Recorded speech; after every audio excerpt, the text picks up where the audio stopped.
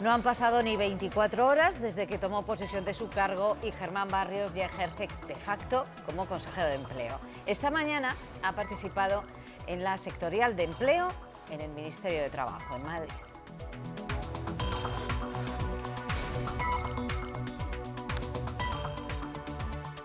Buenas tardes. El nuevo Ejecutivo Regional echa a andar en Madrid y aquí, primera reunión del Consejo de Gobierno de la Junta y primera medida efectiva, el borrador de una ley de derechos y garantías que Ciudadanos ya llevaba en su programa. Lucía Rodil, ¿cuál es esa ley? Pues es la ley por la que el Gobierno de Fernández Mañueco ha querido empezar a trabajar, la ley sobre la muerte digna, que regulará, entre otras cosas, el derecho de cada ciudadano a decidir sobre su propia sedación. Estará lista, prevén, en el plazo de un año.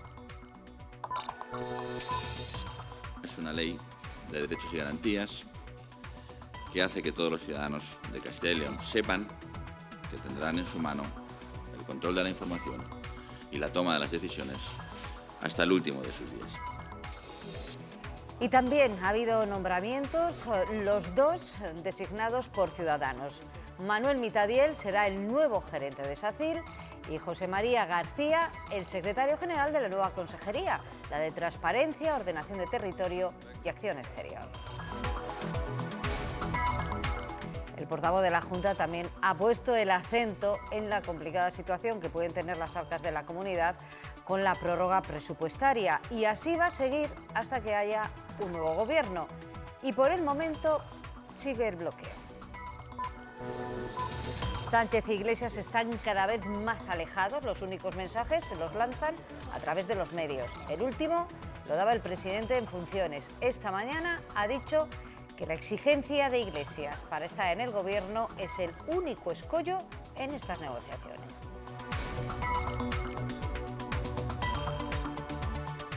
En los juzgados de Valladolid hoy ha seguido dirimiéndose la gestión de una de las bodegas más importantes de Castilla y León, la del Grupo Pesquera.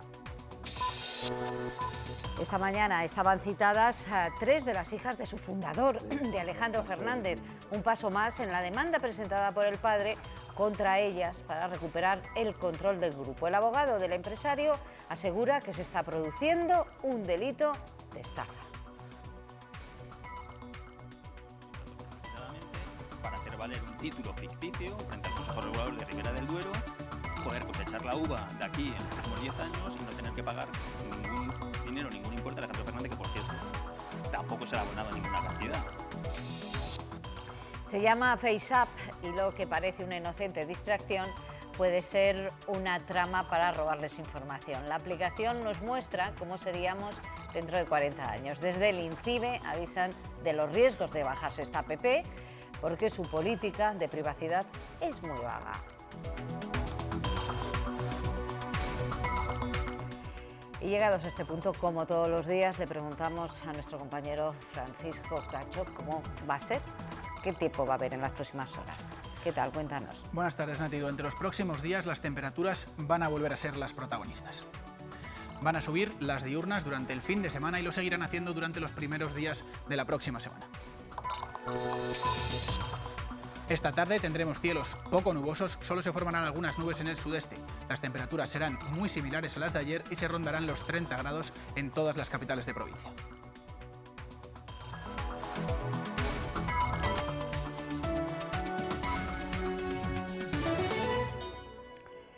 El nuevo gobierno de la Junta comienza a adoptar medidas. Hoy el Consejo de Gobierno ha dado luz verde a la Ley de Derechos y Garantías de las Personas. Lucía Rodil, sede de la Presidencia, han decidido empezar por ampliar los derechos de los ciudadanos. Así es, según el portavoz de la Junta, es bueno empezar hablando de los derechos de los más vulnerables. Los ciudadanos podrán estar informados y tomar sus propias decisiones hasta el último de sus días. Que el primer asunto de este Gobierno haya sido este supone una declaración de intenciones, supone dar una clara prioridad a lo social, pero obedece también a cuestiones de carácter más práctico. Empiezan por legislar lo que no cuesta dinero. El nuevo Gobierno empieza por ordenar el derecho a la muerte digna y ese era efectivamente el primer punto del acuerdo programático que alcanzaron PP y Ciudadanos en políticas sociales. Se trata de garantizar a los ciudadanos de Castilla y León, que son ciudadanos de pleno derecho hasta el último de sus días. En el plazo de un año entrará en vigor esta ley que el Congreso aprobó, el Senado bloqueó y aquí tendrá una especial característica. El derecho a la sedación como un derecho de los pacientes, derecho a la sedación en enfermedades graves, progresivas, incurables, en las cuales no consigas un control sintomático. Además, la ley introduce un régimen sancionador y algo que se anuncia como elemental a partir de ahora. Se evaluarán sus resultados. Se toman decisiones desde el Ejecutivo con mucha facilidad y luego, con muy poca frecuencia, se evalúa el impacto que tienen esas medidas. El siguiente borrador que aterrizará sobre esta mesa es de familia, la ley del tercer sector. Empiezan por medidas que afectan a derechos y no al presupuesto. Es urgente que haya un gobierno en la nación, que haya un presupuesto, para que nosotros podamos, a su vez, hacer un presupuesto para esta comunidad y no tener que prorrogar nuevamente el mismo. El Gobierno seguirá trabajando durante el verano y estudia ya otros temas propios de la temporada. Incendios, topillos y sequía son también asuntos urgentes. En este primer Consejo de Gobierno también se han producido nombramientos. Manuel Mitadiel será el nuevo gerente regional de salud de la comunidad.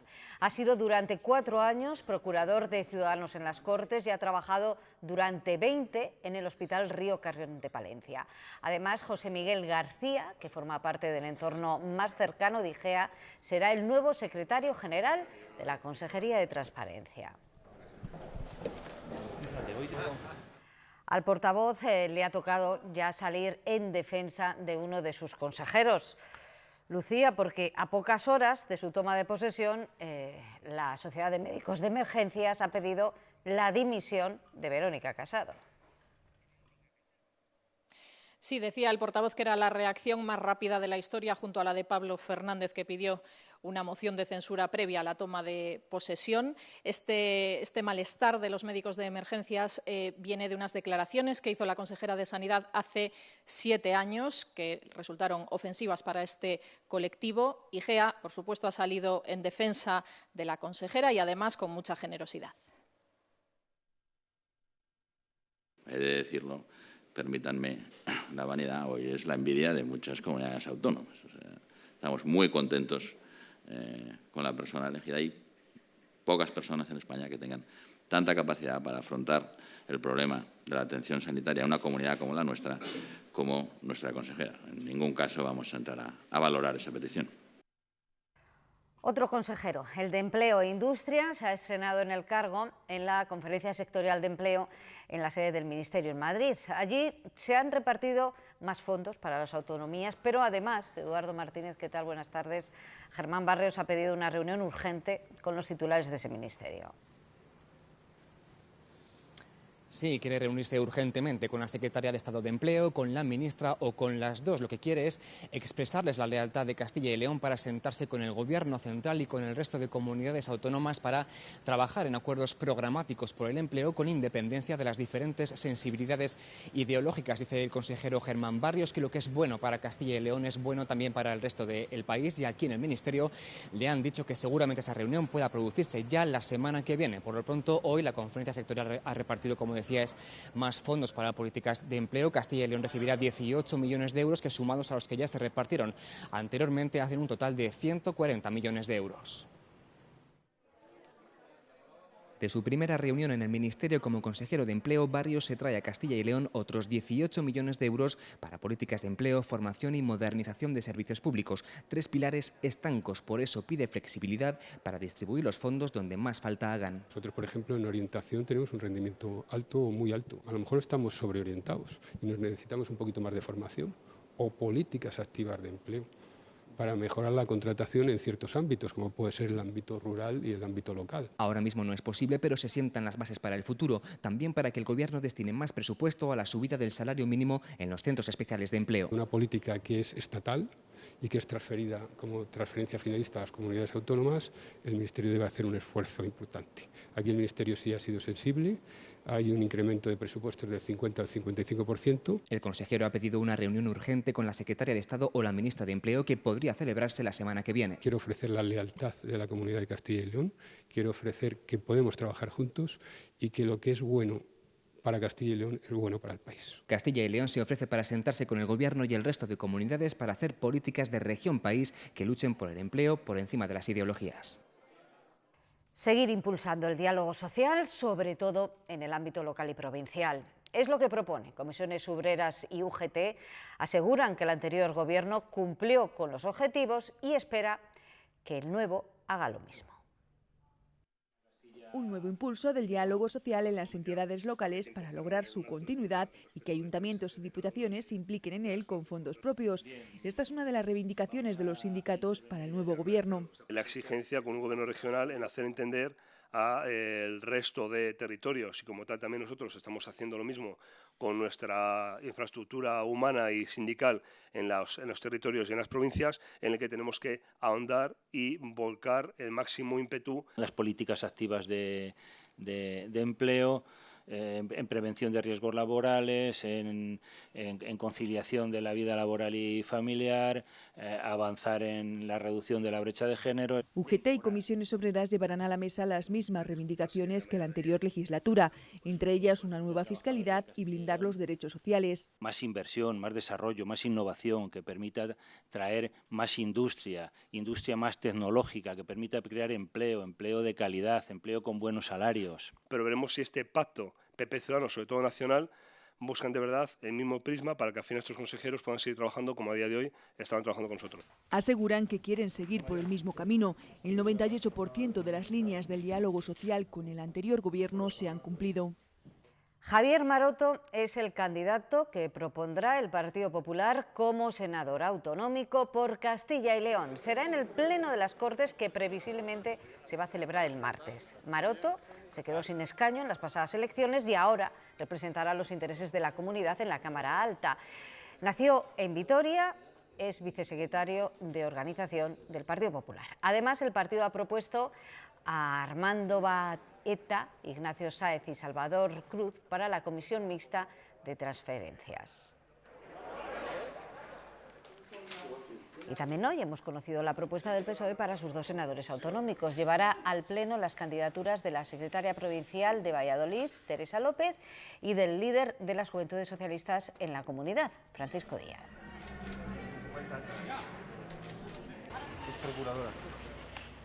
La secretaria de la Diputación de Segovia ha convocado para el lunes el pleno de constitución de la nueva corporación provincial, pero podría aplazarse tras la presentación del recurso por parte de Izquierda Unida. La formación ha solicitado al TSJ medidas cautelares que, de aceptarse, paralizarían unos días esa constitución. Está en juego el diputado de Izquierda Unida o la mayoría absoluta del Partido Popular. Yo lo he dicho muchas veces, es un ataque a la democracia, porque realmente los electores pues probablemente se hayan visto mermados en sus derechos igualmente, porque ellos sabían perfectamente que estaban votando Izquierda Unida, Unidad Popular. A la espera de esa resolución, la Diputación ha celebrado esta mañana el último pleno del actual mandato. Natalia Fernández, Segovia, buenas tardes, cuéntanos. Así es, buenas tardes. Esta mañana se ha celebrado el último pleno aquí en Segovia de la Diputación antes de que el próximo lunes se constituya el nuevo equipo de gobierno. Una sesión que apenas ha durado unos minutos con la aprobación del acta del pleno extraordinario y que ha estado presidida por Miguel Ángel de Vicente en funciones tras la marcha de Francisco Vázquez. Los tres grupos políticos que tienen diputados están convocados para el próximo lunes a la sesión de investidura en la que el Partido Popular revalidará la mayoría. Por su parte, el Partido Socialista y Ciudadanos estarían en la oposición. Esta misma tarde el Partido Popular celebrará una reunión con los 13 diputados proclamados y de ahí saldrá el nombre del futuro presidente. Eso sí, deberá ser antes ratificado por Génova. Que yo opte no quiere decir que otras personas de mi grupo político no puedan optar, porque desde luego creo que tenemos la suerte de tener un grupo de personas que tienen capacidades más que suficientes y demostradas para poder optar al cargo de presidente provincial y que en esa persona se vean representados todos los municipios y todos los vecinos y las vecinas de nuestra provincia. Ya sabemos que los alcaldes tienen muchos cometidos, pero en Zamora, Guarido tiene una presión a mayores. Esta mañana ha reconocido el aumento de turistas que llegan a la ciudad atraídos por su figura. Pues eso ha fomentado mucho el turismo, porque hay mucha gente que está viniendo a Zamora y es verdad, bueno, lo dicen en la propia oficina de turismo, bueno, pues si tienen dudas a qué ciudad ir a visitar, bueno, pues vamos a visitar la ciudad de Izquierda Unida a ver cómo está. Muchísima gente, de hecho hay 2 excursiones programadas en el mes de septiembre.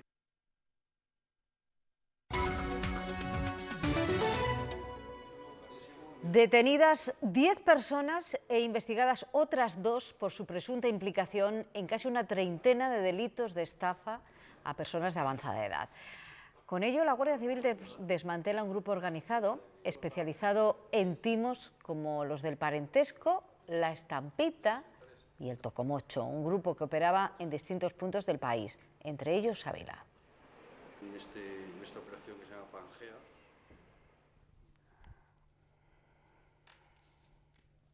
Se lo adelantábamos en titulares. Continúa la batalla judicial del empresario vitivinícola de la Ribera del Duero, Alejandro Fernández, contra su exmujer y 3 de sus hijas.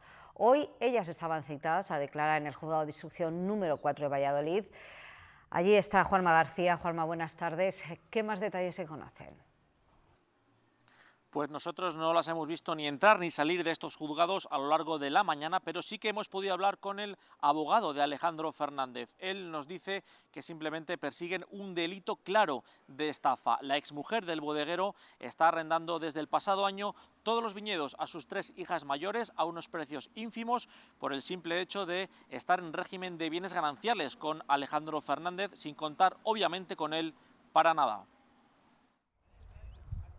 La disputa familiar por el control de las bodegas Pesquera continúa en los tribunales. Consideramos que lo que ha ocurrido aquí, lo que ha existido, es un delito de estafa. Los arrendamientos de los viñedos a las hijas se están produciendo solo por una de las partes, la de la exmujer de Alejandro Fernández, y lo hace por 10 años, cuando solo se puede, como mucho, por 5.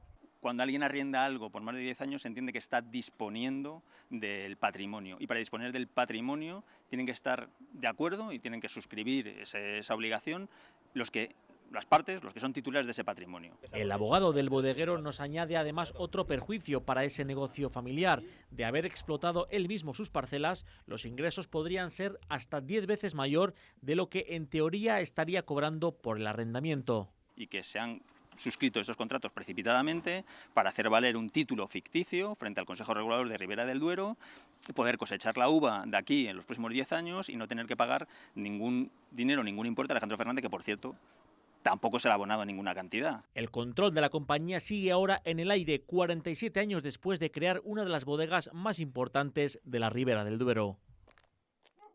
La economía seguirá creciendo durante el próximo año, pero lo hará a un ritmo menor del esperado. Según Unicaja Banco, el Producto Interior Bruto de Castilla y León crecerá un 2,2%. Todos los sectores aumentarán, menos el agrario, que sufrirá un retroceso del 0,9%. La economía en Castilla y León creció un 2,9% durante el primer trimestre del año 2019. Cifras positivas que se sustentan en el crecimiento de la inversión o en el consumo de los hogares. La previsión para el resto del año indica que la economía regional seguirá creciendo, pero lo hará a un ritmo menor del esperado, con una estimación del 2,2%. Exceptuando el sector agrario, que en el conjunto de este año podría descender un 0,9%, el resto de sectores crecerían con tasas entre el 0,8% de la industria y el 2,8% del sector servicios. La economía de todas las provincias de la comunidad crecerá en 2019. Lo hará a un ritmo mayor en Valladolid con un 2,6% y en Salamanca con un 2,5%.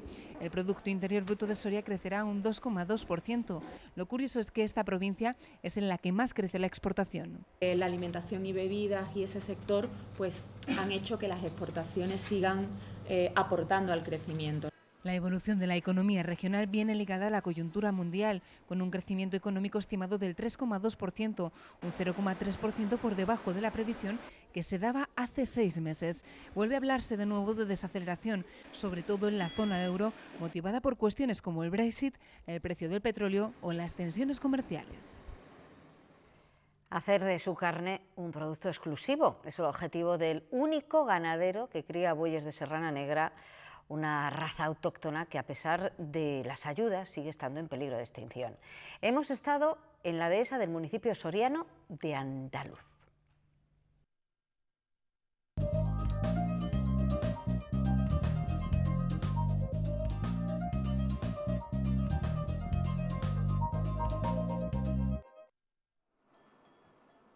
Son algunos de los bueyes de vaca serrana negra que el soriano Enrique Rubio lleva criando desde hace 5 años. Su objetivo es llegar a producir al menos 6 ejemplares al año, aunque para ello deben alcanzar los 1.200 kilos de peso, llevando una buena alimentación que determina la calidad de su carne. Ya por el hecho de estar en el campo va a ser mucho mejor, pero aparte tienes las propiedades físicas del animal, que son animales de trabajo.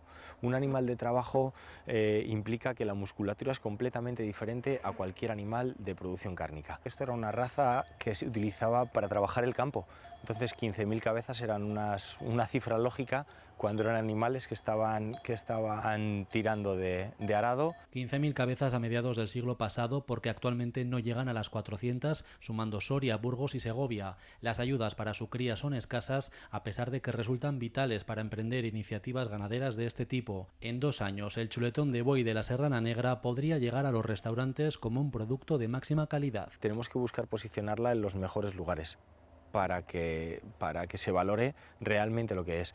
Es un trabajo que estoy haciendo ahora, ya llevo un tiempo haciendo, contactando con restaurantes, contactando con diferentes cocineros, porque al final son las vías más fáciles de poder conseguir que el producto llegue tratado con una calidad al plato. Una iniciativa que puede convertirse en la tabla de salvación de esta raza autóctona de Soria, antaño destinada al acarreo de pinos y ahora llamada a ser un manjar gastronómico. Esta mañana ha quedado controlado el incendio que se originó en la tarde del pasado sábado en la localidad abulense de Sotillo de Ladrada por culpa de un rayo. Después se extendió y afectó a la Reserva Natural del Valle de Iruelas. Ahora los trabajos se centran en refrescar la zona con un helicóptero, un bulldozer, 6 autobombas y diversas cuadrillas de tierra.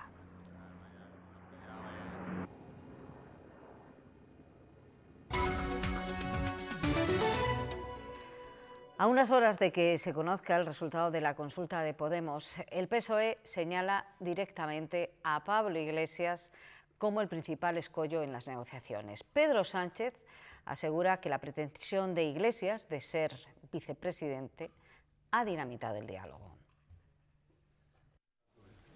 Reconoce ahora que Pablo Iglesias le exigió estar personalmente en el gobierno. Pedro Sánchez no desvela en qué cargos, pero fuentes del PSOE aseguran que pidió la vicepresidencia, los ministerios de Trabajo y Hacienda y el área de comunicación de Moncloa. En una entrevista en La Sexta, el presidente en funciones ha lamentado que las conversaciones han girado casi solo en torno a esa petición, a la que no puede acceder por sus diferencias en asuntos de Estado. Aún así, Sánchez insiste en su oferta de incorporar perfiles técnicos de Unidas Podemos, que dice que estará en pie solo hasta la semana que viene. Todo a la espera de que hoy se conozca el resultado de la consulta de Podemos sobre la investidura. Tratar de legitimar la inflexibilidad con una consulta son ganas de romper puentes. Y los puentes destruidos tardan tiempo en volver a levantarse. Pero el PSOE sigue tendiendo la mano y hoy ha actualizado su oferta de programa de gobierno. Contiene prácticamente todos los acuerdos presupuestarios que suscribimos con Unidas Podemos. Los socialistas también piden a Casado que esté a la altura de lo que dicen que se espera de un líder de la oposición y que el Partido Popular no obstaculice la investidura.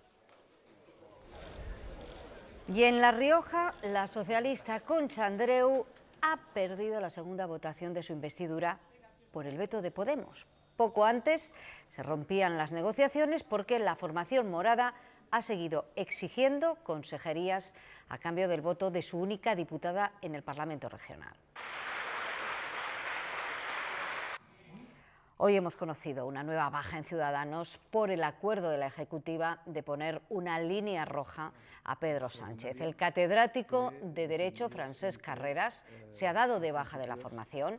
Él fue uno de los 15 intelectuales que fundaron el partido y además fue profesor de Albert Rivera en la universidad. Internacionales, El Gobierno en funciones intentará que España vuelva a presidir el Fondo Monetario Internacional 12 años después de que lo hiciera Rodrigo Rato. Moncloa va a promover la candidatura de la ministra de Economía en funciones, de Nadia Calviño, como directora gerente del FMI. Sustituiría a la francesa Christine Lagarde, que pasa al Banco Central Europeo. Pedro Sánchez impulsará a Calviño si cuenta con un amplio respaldo en la Unión Europea. La Universidad de Valladolid inaugura hoy sus encuentros de verano.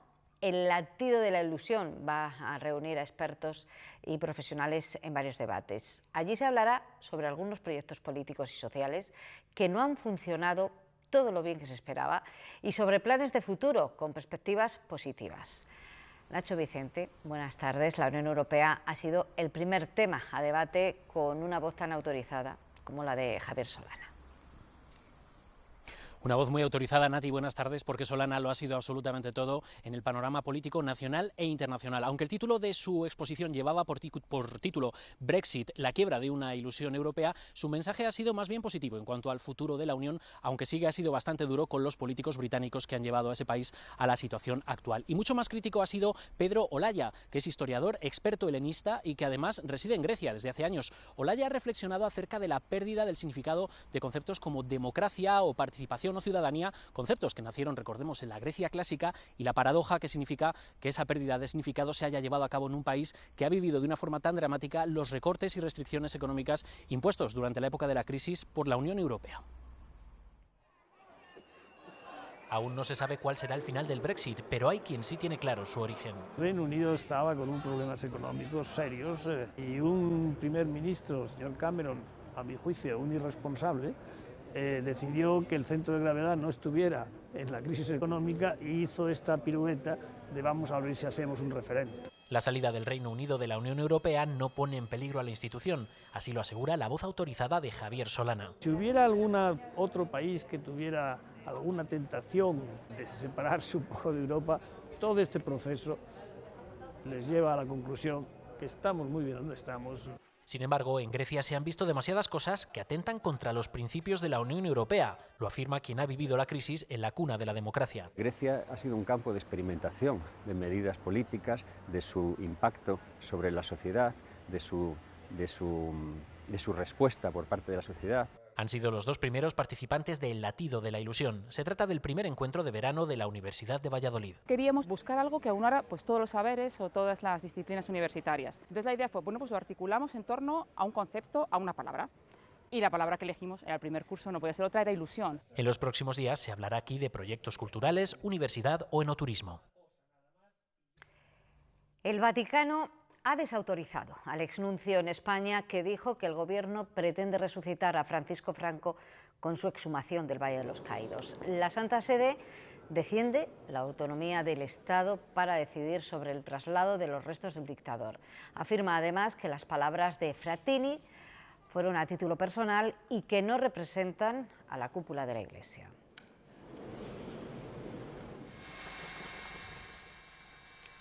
Al menos 24 personas han muerto y más de 40 han resultado heridas en este incendio intencionado en un estudio de series de animación en Japón. Por motivos que aún se desconocen, un hombre ha vertido líquido inflamable en el edificio y después lo ha incendiado. El autor de los hechos se encuentra bajo custodia policial a la espera de ser interrogado.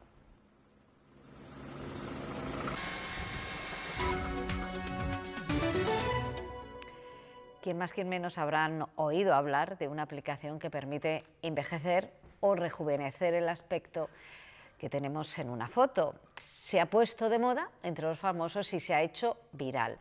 Una repercusión que ha llamado la atención sobre los riesgos para la privacidad en el uso de las aplicaciones. Los datos personales pueden ser utilizados por parte de terceros sin consentimiento. Los expertos recomiendan revisar los permisos de estas apps. Arranca una sonrisa y muchos comentarios imaginar el aspecto de Fernando Alonso, Marc Márquez o Messi cuando contemos sus hazañas con nostalgia, o saber si el rey Felipe VI se parecerá a su padre cuando alcance su edad actual.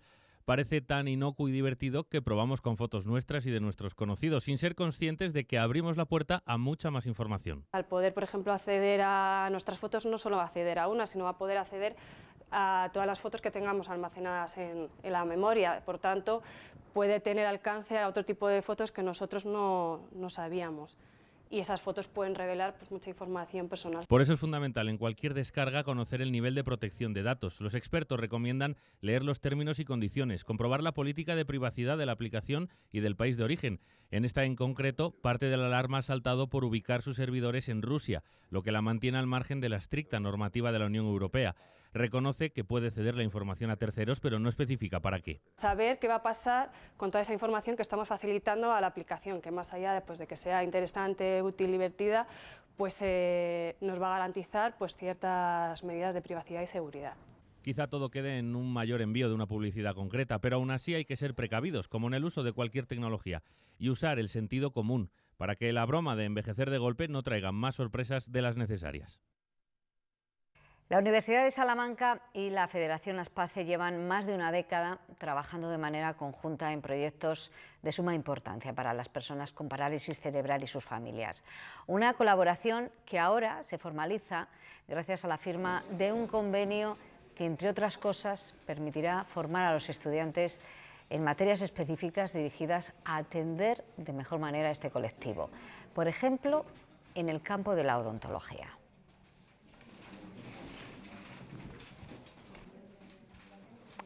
Ángel Ramos y Germán Delibes han recibido los premios Evolución de la Fundación Atapuerca. Estos premios se conceden cada 2 años en 2 categorías distintas: el premio Evolución a la labor científica y el premio Evolución a los valores humanos.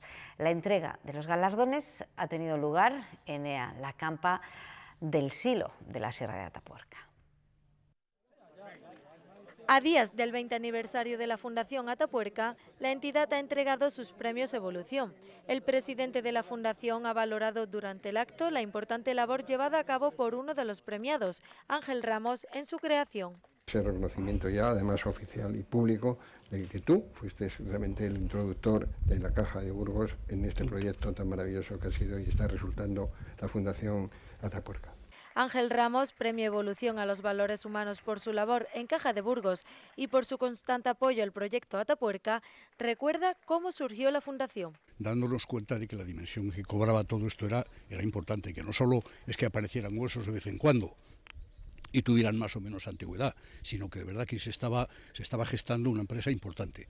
El premio Evolución a la labor científica ha recaído en Germán Delibes por su labor de investigación e impulso al conocimiento de la prehistoria. Pero vamos, enormemente satisfecho. Soy un gran admirador del proyecto Atapuerca. Reconozco que conozco la Sierra de Atapuerca desde bastante antes de que se iniciara el proyecto. Los premios Evolución se entregan bienalmente desde 2009 y en esta 6ª edición consisten en 2 esculturas del artista burgalés Óscar Martín. El acto ha estado animado por la música del grupo Fetén Fetén. Aunque a veces nos pase desapercibido, lo cierto es que la mayoría de las intervenciones arquitectónicas del hombre se inspiran de una u otra forma en la naturaleza. Es lo que queda reflejado en Como 2 gotas de poesía, una muestra de Nuria Murillo y Mercedes Higuero, en el que este diálogo viene además acompañado de poesía. Nos vamos con ellas. Adiós. Ellas son Lara y Bisbe, y aunque miran 4 ojos, es como si fueran una sola persona. El trabajo de Nuria Murillo y Mercedes Higuero durante años recorriendo el mundo con su cámara se plasma ahora en este diálogo en el que la naturaleza y la arquitectura entablan un diálogo tan evidente como sorprendente. La inspiración de la naturaleza luego queda reflejada, ¿no? La huella que nos deja la naturaleza de alguna manera se refleja en lo que hace el hombre, en la arquitectura. O sea, como el hombre se inspira en la naturaleza aunque no seamos conscientes. Y entonces, bueno, pues como una escalera pues tiene la misma forma de un trilobite porque toda la matemática está basada en la naturaleza. Hay 18 fotografías en las que 2 imágenes se funden como en una sola y que además de su propio diálogo también adquieren un nuevo sentido gracias a 18 poemas o reflexiones que las acompañan. Fotografía y textos, armonía, como 2 gotas de poesía.